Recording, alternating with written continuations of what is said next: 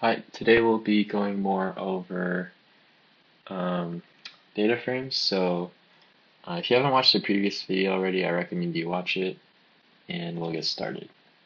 So we'll go over the flexible indexing aspect of data frames. Um, so let's say we're given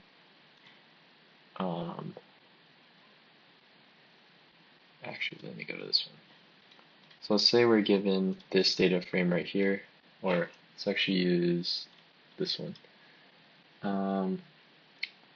Well, this is actually just an array, but given this data, let's say we want to access the second person in our name list stored in the data frame here, then we can access it based on the label. So let's say name needed is equal to df.locate second in the column name. Print it out, then we get Bob.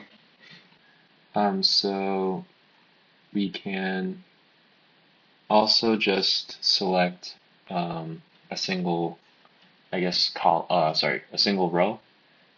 We can do this by doing df.locate the second index or index 1. And if we print row, then yeah, we're just given like the first row of our data frame, or sorry, the second row of our data frame. We can also select multiple rows or columns. Say we have subset. We want the row's name, or sorry, column's name, name and salary. Then print subset. Yeah, we're given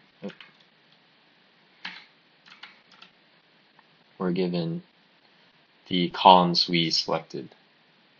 And we can also, I guess, extract data by using the indices. So say value is equal to df.ilock 1, 0.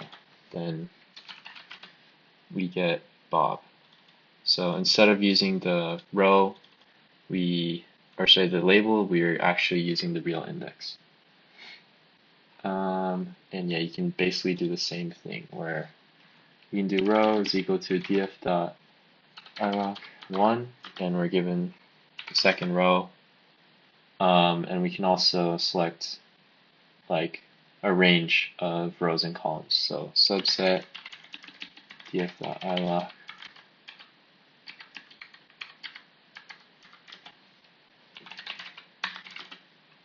Yeah, so there's a lot of different ways you can play around with accessing different elements in data frames. Yeah, so thank you for watching.